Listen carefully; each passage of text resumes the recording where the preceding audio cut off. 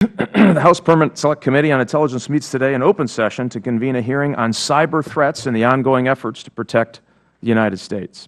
There are a wide range of cyber issues being debated these days, and I would like to focus our discussion at today's hearing, however, on cyber information sharing and, in particular, what the intelligence community might be able to do to assist the private sector in defending their networks.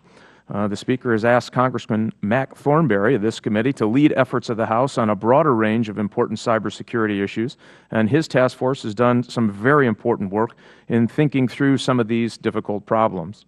He has the full support of the House Intelligence Committee as he does his work, and I hope this hearing will benefit the work of the task force. Our witnesses for today's hearing are the Honorable Michael Hayden, Mr. Arthur Covalio, and Mr. Kevin Mandia. General Hayden has had a very long and distinguished military career. His assignments include serving as the Director of the National Security Agency, the Director of the Central Intelligence Agency. He has also served as the Principal Deputy Director of the National Intelligence, and he is no stranger, certainly, to the significant cyber threats we face from nation-states. Mr. Coviello is the Executive Chairman of the RSA Corporation, a company which plays an important role in helping secure both private and government networks and systems.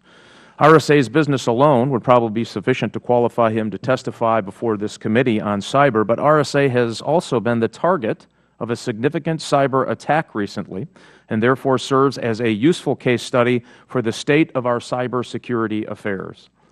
Mr. Kevin Mandia is the Chief Executive Officer of Mandiant, an industry leader in cyber incident response for computer forensics. Mr. Mandia deals with the consequences of advanced cyber espionage against American companies every single day. We look forward to his observations of the threats we face, as well as what we can do to better cope with them. The United States faces a significant and ongoing cybersecurity threat today, one that presents issues of national and economic security. There has been a lot of talk of the prospect of a cyber Pearl Harbor attack that could shut down critical infrastructure and potentially cause physical damage to the United States. Potentially destructive threat against critical infrastructure is certainly possible. I am more concerned, however, about the death by 1,000 cuts that we are suffering right now from cyber espionage being conducted every day against nearly every sector of our economy. These cyber espionage attacks result in massive losses of private sector intellectual property and sensitive government information. Urgent action is required to stop the bleeding. Indeed, most businesses report that they have been the target of malicious cyber activities this year, and nearly everyone who uses email or social networks has been the target, if not the victim, of fraud or hacking. The technological leadership and national security of the United States is at risk because some of our most innovative ideas and sensitive information are being brazenly stolen. Attackers have little fear because we have no practical deterrence. There are also significant liability and customer trust consequences to cyber attack. The stigma associated with cyber attack makes most companies reluctant to share threat information with each other, with the government, or with the public. Without an open exchange of information about cyber threats, companies are missing an opportunity to use shared experience to learn how we defend themselves more effectively. Mischief is no longer the primary goal of cyber intrusion. What started out as a kid in the basement hacking into a school computer to change a grade has evolved into entire nation-states focused and determined to exploit our nation's cyber systems. Organized criminals and nation-states now drive industrial-scale cyber espionage. I'd like to have a good discussion today about the advanced cyber threats we face, but most importantly, we also need to have a good discussion about possible solutions. The government in general, and the intelligence community in particular, has an important role to play in protecting its citizens and its economy from cybercrime and espionage. We are not taking advantage of the strengths and the assets that our national security infrastructure bring to bear.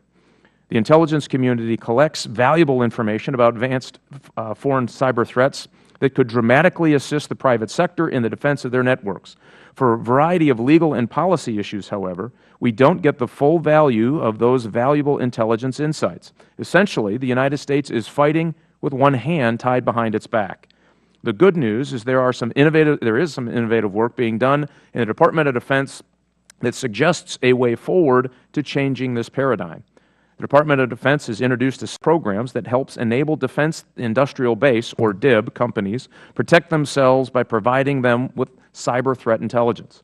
These DoD efforts include a pilot program in which trusted Internet service providers use classified information to help protect DIB companies that voluntarily request such assistance. Initial results of this program are positive. We must refine and expand the kinds of innovative efforts so that they can help protect the broader government and private economy. Besides providing actionable government information to the private sector, we need to think about how the private sector, which owns the vast majority of the cyber infrastructure, can voluntarily provide privacy protection information to the government to help the government do a better job on cybersecurity. I want to conclude this morning with just a few words about a pervasive Chinese economic cyber espionage. There is a rich history of over the centuries of governments and militaries conducting espionage on each other to better understand each other's plans, intentions, and capabilities. It would, of course, be odd for me to lament those efforts from my position as Chairman of the House Intelligence Committee. These espionage activities over the years, however, have largely been focused on collecting intelligence on foreign governments and militaries, not brazen and wide-scale theft of intellectual property from foreign commercial competitors. You don't have to look far these days to find a press report about another firm like Google whose networks have been penetrated by the Chinese government or cyber espionage activities and have lost valuable corporate intellectual property. And that's just the tip of the iceberg. There are more companies that have been hit that won't talk about it to the press for fear of provoking further Chinese attacks. When you talk to these companies behind closed doors, however, they describe attacks that originate in China, have a level of sophistication that are clearly supported by a level of resources that can only be a nation-state entity. Attributing this espionage is not easy, but talk to any private sector cyber analyst, and they will tell you that there is little doubt that this massive campaign is being conducted by the Chinese government. I don't believe that there is a precedent in history for such a massive and sustained intelligence effort by a government agency to blatantly steal commercial data and intellectual property. China's economic espionage has reached an intolerable level, and I believe the United States and our allies in Europe and Asia have an obligation to confront Beijing and demand they put a stop to this piracy.